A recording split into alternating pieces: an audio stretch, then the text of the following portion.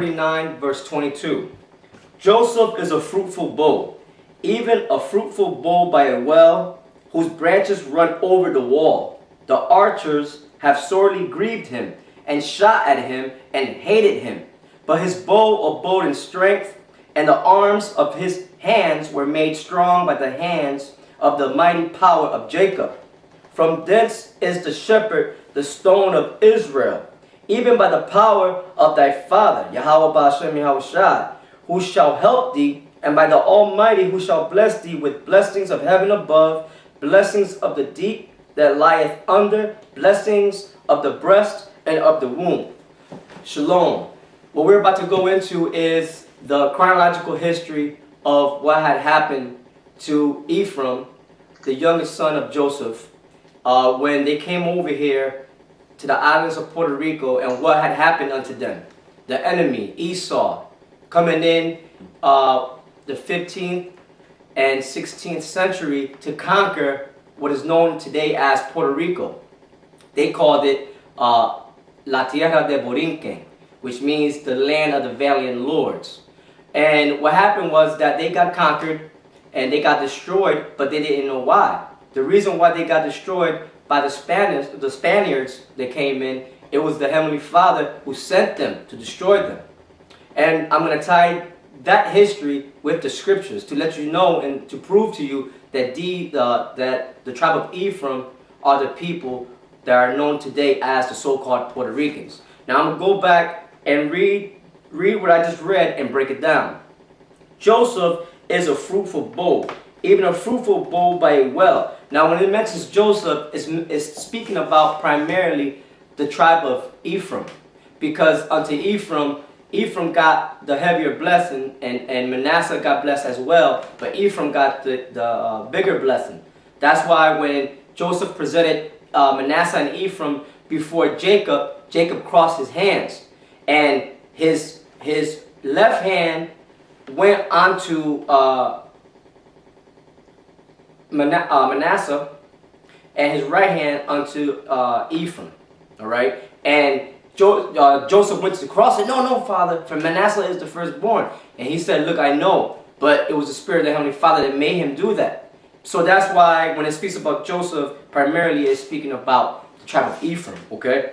And it says, Joseph is a fruitful bow, right? Because speaking about Ephraim, all right, Joseph had Ephraim and Manasseh, but Ephraim became greater, and his seed was he was more abundant.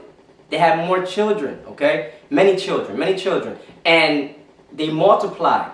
To this very day, Ephraim, the tribe of Ephraim alone, is a nation within itself. That's how great they are, okay?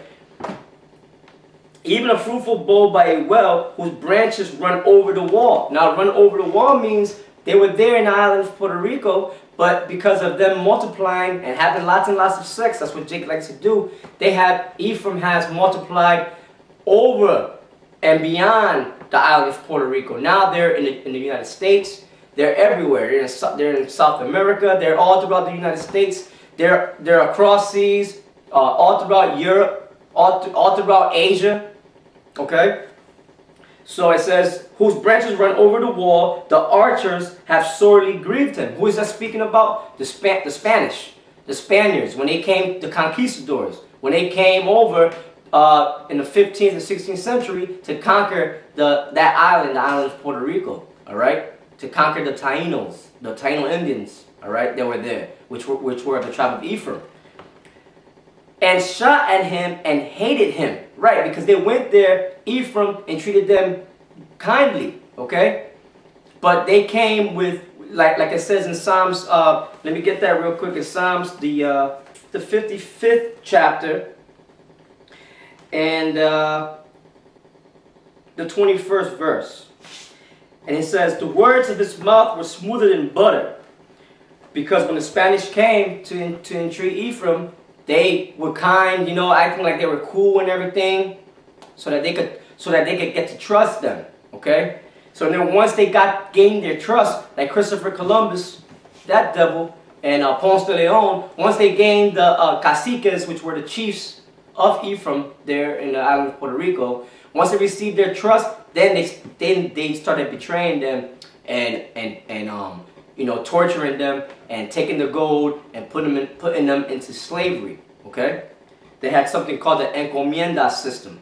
All right, which pretty much was slavery, and they slaved Ephraim so damn much that they had to bring. It was during that time they went from 50,000 indigenous people there in the island of Puerto Rico down to about 500. That's how much they you know, enslaved Ephraim. So they had to bring in Judah, you know, because Judah could withstand that more. He was stronger, you know. So it says that it says the words of his mouth were smoother than butter, but war was in his heart. His words were softer than oil, yet were they drawn swords. So that's how Esau is. He's the devil. That's why the word devil means deceiver. And that the words of his mouth were smoother than oil, but war was in his heart. So all along, their whole intention was to conquer these lands over here, conquer the North, Central, and South Americas. That was their intention from the jump. All that bullshit you hear in the history books about no, they came in peace and blah blah blah, and they ain't treated the Indians kindly and all that shit. That was all fake. Okay, that was just a ploy to start to gain, to, you know, scope out the land and to gain control and to take over. Okay, so now going back to Genesis the 49th chapter, 24th verse. But his bow abode in strength. Right, Ephraim, they couldn't just totally destroy Ephraim. Okay, the Taino Arawak Indians that were there, they try to say today in history books that they got all wiped out. That's bullshit.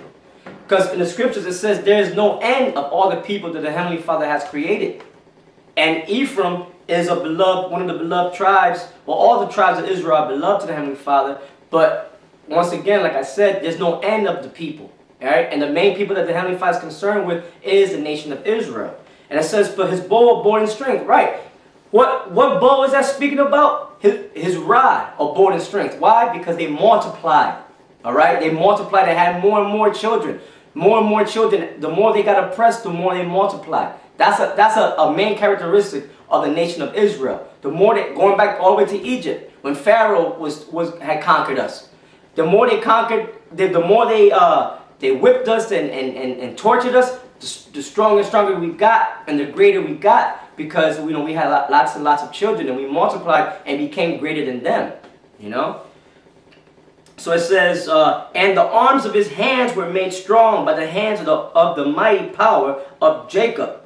From thence is the shepherd, the stone of Israel, and that's speaking about Yahushua, because they have a story that Yahushua came unto them and visited them. That's why when you go to, I believe, St. John, the 10th chapter, okay, and the 16th verse, it says this, and other sheep I have which are not of this fold. Why? Because the fold that Yahushua went at first was Judah, Benjamin, and Levi. Okay, but then that was one fold. Then the other fold, right? Because the kingdom of Israel got split into two, was way over here on this side. So he was pretty much telling them, look, I gotta go and visit my other sheep that are on the other side, because going back to 724, 725 BC, they got scattered to the other side of the world. So pretty much he told them in a nutshell, look, I got other sheep that are not this fold, man, that I got to go teach. And that's what he did. He came to visit the tribes over here. And one story that Ephraim has is that Yahushua came unto them. They called him Guamikina, which the word meant, pretty much it translates into the King of Kings and Lord of Lords. You know what I'm saying? So they call him Guamikina, and that he told them that he was going to come back again to deliver them from the state that they were in. And then he left in chariots, what you would call as UFOs. So now when the Spanish came, that's what they thought it was coming back for them. Guamikina, or Yahushua, because they saw the armor glistening from them. They thought they were the gods coming back to save them, to deliver them, because that was in their legend. Issachar got the same story. Gad got a similar story. All the tribes over here got that similar story, because that was Yahushua. They came over there. Other sheep As he says, St. John 10:16. And other sheep I have which are not of this fold, them also I must bring, and they shall hear my voice, and there shall be one fold and one shepherd. So this is what we're working on now. One fold, one shepherd. Yahweh Shai. That's the Yahweh.